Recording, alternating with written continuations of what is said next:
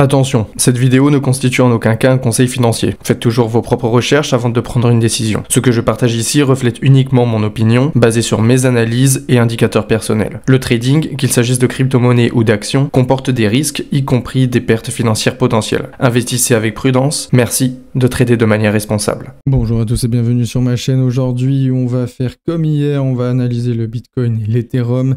Il y a quelque chose d'extrêmement intéressant forcément qui s'est produit surtout aujourd'hui.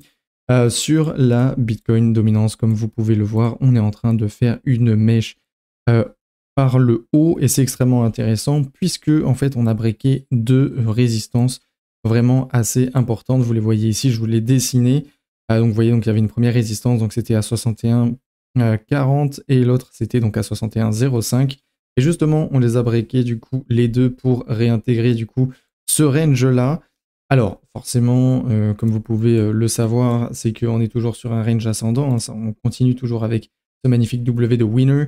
Et vous voyez que là, justement, on a fait un beau double bottom ici. Donc, prochaine target, ça serait du coup potentiellement les 62,97%. Et donc, ça ferait que le Bitcoin assoit encore plus sa dominance. Pourquoi aujourd'hui, il a fait une mèche aussi importante ? Et bien justement, comme vous le savez, le Bitcoin a chuté et forcément, quand le Bitcoin chute, justement, sa dominance augmente. Il faut savoir qu'il y a quand même beaucoup d'argent qui rentre de plus en plus dans le Bitcoin. On le voit hein, forcément avec les news, où il y a de plus en plus de monde qui pense Bitcoin, les mineurs de Bitcoin, etc.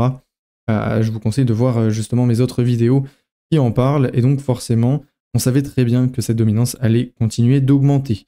Donc, il faut savoir potentiellement que si on reprend le même pattern qu'on avait fait auparavant, il faut savoir quelque chose, c'est que voilà, là, on a du coup une chute. Donc là, on a justement une consolidation. Donc, il y a un possible retest ici en haut, justement pour une chute encore bas de canal. Mais ça ne veut pas dire qu'il n'y aurait pas forcément continuation du canal ascendant pour ensuite repartir par le haut. Et même si on craque justement par le bas aux alentours donc des 63%, on pourrait aussi reprendre du coup l'ancien canal qui était juste ici. Ça, c'est quelque chose qu'il faut aussi à prendre en compte, c'est que la Bitcoin dominance pourrait continuer d'augmenter. Comme je vous le dis à chaque fois, tant que ici le bas du canal n'a pas craqué, pour l'instant, il n'y a pas d'alt season. La season peut être parfaitement annulée. Ça, c'est quelque chose qui est forcément possible. Pour l'instant, il n'y a aucune faiblesse ici de ce côté de la part de la Bitcoin dominance. Même si beaucoup de gens ont vu justement, ça y est, on a touché le haut du canal, c'est super, on a breaké en plus le RSI. Mais justement, un RSI qui baisse, ça ne veut pas forcément dire qu'on va craquer et directement aller en survente. Et bien vous voyez, justement, c'est hyper intéressant de voir que on consolide et on va presque retester encore justement le haut de cette trendline. Et donc, du coup, on arrive plutôt sur la continuation du canal ascendant. Donc, ça, c'est quelque chose qui est toujours à voir et à revoir. Et vous le savez très bien, donc comme vous le voyez ici, on fait un double bottom potentiel du coup 63%, potentiel rebaisse, mais rebaisse peut-être à 61% pour après continuer potentiellement dans ce range-là, le range qu'on avait fait déjà à l'époque. Ça encore, c'est quelque chose qui est fortement possible du côté de la dominance du Bitcoin. Pour ce qui est du coup du Bitcoin en lui-même, comme vous voyez, on a fait une méchante mèche. Et vous voyez la méchante mèche qu'on a fait justement par le haut pour la dominance, et bien forcément, pour le prix, on le voit par le bas. Pour la simple et bonne raison que, comme je vous avais dit, le prix du Bitcoin baisse, mais du coup, sa dominance, hop, elle augmente. Et oui, BTC.D. C'est comme ça que ça fonctionne et ça fonctionnera absolument toujours comme ça. En tout cas, pour l'instant, on a fait une réintégration de range. Donc, comme vous pouvez le voir, donc comme je vous avais répété, ici, on a ce premier range que j'ai dupliqué du coup de chaque côté. Donc là, on a ce range-là ici. Est-ce que ça veut dire forcément qu'on va retomber directement aux 86 000 ? Non. Par contre, c'est possible qu'on revienne aux 86 000. Ça, c'est une possibilité. Surtout si le support ici, donc vers les 92 865, ne tiennent pas. Si justement ça ne tient pas, ça veut dire potentiellement 86 000 pour potentiellement remonter. Après, comme je vous dis, c'est surtout à voir, parce que ici, on peut toujours reprendre une une position ascendante et donc du coup avoir une augmentation sur le Bitcoin. Mais justement, une baisse du Bitcoin, c'est pas forcément mauvais. Il faut toujours savoir qu'une baisse du Bitcoin pourrait justement un peu faire respirer la machine. Et si on fait respirer la machine, on pourrait du coup partir encore plus fort plus tard. Justement, c'est pas notre premier bull run, donc on sait très bien comment ça peut se passer. Ce qui est intéressant, surtout au niveau du RSI, comme je vous ai dit, justement, on a encore cassé cette trendline baissière. Vous le voyez, hein, elle est là en vert. Et donc, justement, on l'a cassé, donc on est encore bearish. Donc, il y aura un gros potentiel de retest ici. Mais après, à voir justement si on arrive à le casser pour partir après bullish ou plutôt partir sur du bearish. Comme je vous avais dit hier, là, pour l'instant, ça ne change pas. Quelque chose d'intéressant qui s'est passé aussi en 4 heures, c'est que je vous avais prévenu pour les 0,236. Je vous avais dit justement avec ce double bottom, on est recherché et quand on a fait justement, qu'on s'est fait rejeter au 99 000, justement qu'on est redescendu, qu'on s'est refait rejeter au 96 874, je vous avais dit normalement c'est bas justement de canal et justement c'est exactement ce qu'on est allé rechercher. Et donc, il y a une forte chance justement que si on arrive quand même à tenir, eh ben, il y a une possibilité de repartir aux 96 000. Mais il ne faut pas non plus oublier que c'est très probable qu'on descende jusqu'aux 92 000. Il y a vraiment une très grande chance ici. On revienne justement en bas du triangle et quand on reviendra en bas du triangle, une potentielle rehausse. Par contre, à ne pas oublier qu'il y a cette grosse résistance aussi. Vu que ça, c'est quand même le bas de canal et bas de canal, c'était un support, maintenant c'est devenu résistance. Donc à voir forcément ce qui se passe pour la suite. Pour l'instant, on sait très bien que si on break ici, ou en tout cas si on reste ici, il y a potentiellement retest, et si justement ça ne tient pas, on pourrait du coup aller chercher les 87 000. Ce qui pourrait forcément se passer, ou après sinon on pourrait du coup faire retest, casser, retest ici, après repartir en hausse. Chose aussi qui est possible. C'est à voir ce que va faire le Bitcoin dans les prochains jours. Pour ce qui est du coup de l'ETH, extrêmement chirurgical, hein, encore une fois, je vous avais dit qu'on allait chercher du coup le bas du triangle et c'est exactement ce qu'on a fait. Justement, c'est normal, on a fait un beau range, un beau triangle ici.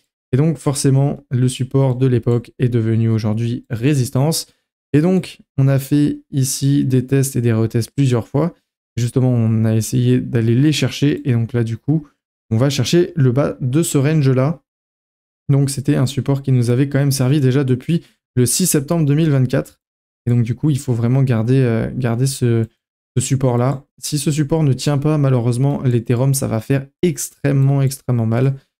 Parce que ici, justement, il pourrait descendre 2526 et après, justement, redescendre encore plus. Pourquoi je vous dis ça? Parce que je vous rappelle la news que je vous avais dit sur l'ETH. Il faut savoir que si les 2600 $ d'Ethereum, malheureusement, s'enclenchent, il va y avoir surtout beaucoup de liquidités qui vont s'enclencher. Et donc, forcément, 2600 voudrait dire du coup très grosse baisse au niveau de l'Ethereum. Donc, à voir forcément ce qui va se passer dans le futur. Mais en tout cas, l'Ethereum ici, ça s'annonce pas très bon. À voir justement si ça tient. Après, si ça tient, on pourrait toujours reprendre. Mais vous voyez que cette résistance vraiment est très forte. Alors, à voir si justement on pourrait pas plutôt consolider et après breaker par le haut. Chose qui est encore possible à ce niveau-là. Quelque chose d'intéressant aussi en 4 heures, c'est justement les canaux descendants que je vous avais dit aussi hier. Je vous avais dit justement, oui, c'est bien parce qu'on est dans un canal ascendant. Vous voyez ici, je vais vous supprimer les anciens, donc ça c'est bien. On vient de toucher du coup le bas du canal, on le sait. Donc voilà, bas de canal, potentiellement du coup haut de canal. Mais à pas oublier forcément qu'il y a aussi les anciens canaux à prendre en compte. Et donc du coup, il y a une très grosse résistance ici, vous voyez. Ça fait office du coup d'intersection et donc double résistance ici. Donc ici on est au 2753 et donc il y a une très forte chance que si on n'arrive pas à breaker ce niveau, on puisse retomber du coup au 2648. Après, est-ce que du coup l'Ethereum va juste faire ça et du coup continuer sur sa lancée ou alors simplement du coup se faire rejeter en haut du canal pour faire bas de canal ici? Et oui, parce que je vous rappelle que si j'enlève ça, du coup ça ferait haut de canal, bas de canal. Et oui. Donc c'est surtout ce dessin à prendre en compte, c'est parce que là on voit vraiment surtout les supports et les résistances qui sont juste ici, et on les voit surtout aussi dans ces canaux-là, qui sont malheureusement descendants. Alors, après forcément, il y a le support de milieu de canal, qui peut forcément faire office de très très bon support, parce qu'en plus il se combine avec le 0,236 de Fibonacci. Donc du coup, on pourrait se dire, on va chercher les 2585, pour après potentiellement reprendre du coup de la force et aller chercher les 2758. C'est fortement possible. Mais après, comme je vous l'ai dit, si le 2600 craque, malheureusement, il va y avoir de fortes liquidités qui vont s'enclencher. Alors, est-ce que du coup, ça ne ferait pas du coup baisser jusqu'au 2415 pour après potentiellement reprendre un peu de force? Ça encore, c'est quelque chose qui est possible, surtout au niveau de l'Ethereum. Et je vais aussi parler vite fait du RSI parce qu'il nous fait quelque chose d'intéressant. C'est justement les retests. Vous voyez sur cette trendline-là. Donc, vous voyez, la trendline, elle a toujours commencé. Donc là, c'est quand on a tout cassé. Et ensuite, on a commencé à monter petit à petit. Et donc là, on est en train de retester la trendline baissière. C'est sur le bas du canal. Alors, justement, il ne faudrait surtout pas casser le RSI par le bas. Parce que justement, si on casse le RSI par le bas, c'est que ça va être très compliqué justement de le récupérer.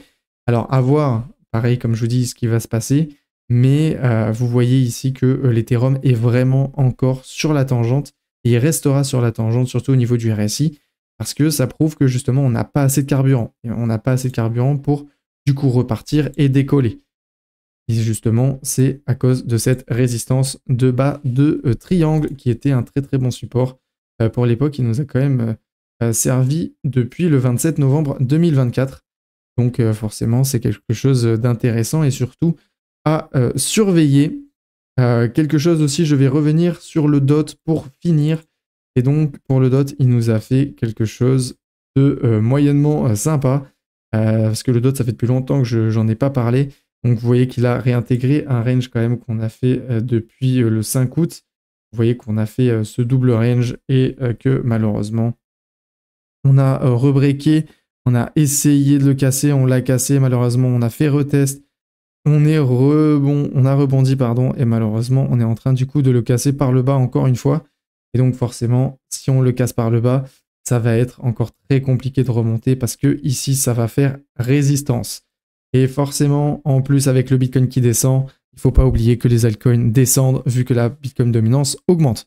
Bitcoin dominance qui augmente, les altcoins descend, le Bitcoin descend, tout le marché est en crise.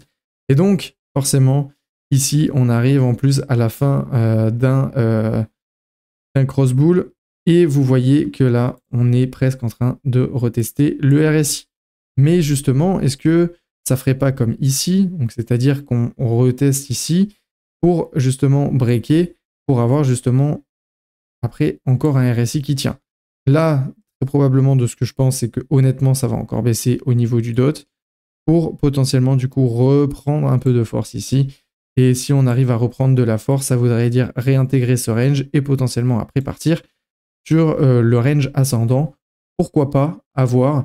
Mais là, en tout cas, il ne faut pas oublier que le Bitcoin va descendre et donc du coup, ça va vraiment descendre de manière drastique, surtout dans les prochains jours. En tout cas, ça peut se passer comme ça, à ne pas l'oublier que la baisse est toujours dans les regards de chacun. Et on voit ici, on est en train de retester justement la résistance de l'époque qui était devenue support.